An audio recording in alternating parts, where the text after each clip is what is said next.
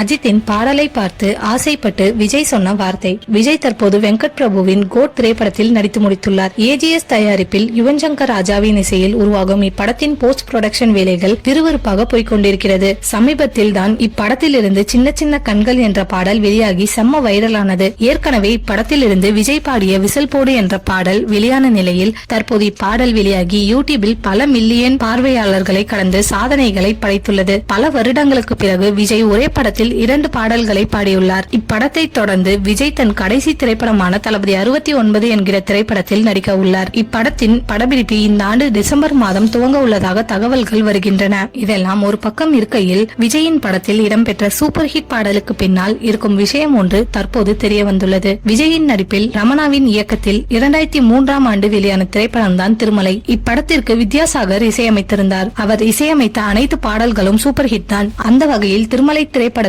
இடம்பெற்ற super hit ஆன பாடல்களில் ஒன்றுதான் நீயா பேசியது. இப்பாடல் பாலைவனத்தில் படமாக்கப்பட்டது. தற்போது இப்பாடலை பற்றி தான் ஒரு தகவல் கிடைத்திருக்கிறது. அஜித்தின் நடிப்பில் வெளியான கண்டு கொண்டேன் திரைப்படத்தில் என்ன சொல்ல போகிறாய் என்ற பாடல் இடம்பெற்றது. இப்பாடல் முழுக்க பாலைவனத்தில் தான் எடுக்கப்பட்டிருந்தது. இப்பாடல் விஜய்க்கு மிகவும் பிடிக்குமாம். இப்பாடலை பார்த்துவிட்டுதான் விஜய் இயக்குனர் ரமணாவிடம் இந்த லொகேஷனில் என் படத்தில் ஒரு பாடல் எடுத்தால் நன்றாக இருக்குமே என்றாராம். அதன் காரணமாக தான் நீயா பேசியது பாடலை அதே பாலைவனத்தில் படமாக்கியுள்ளனர். என்ன சொல்ல போகிறாய் பாடலை போல இப்பாடலும் செம்ம ஹிட் அடித்தது என்பது குறிப்பிடத்தக்கது.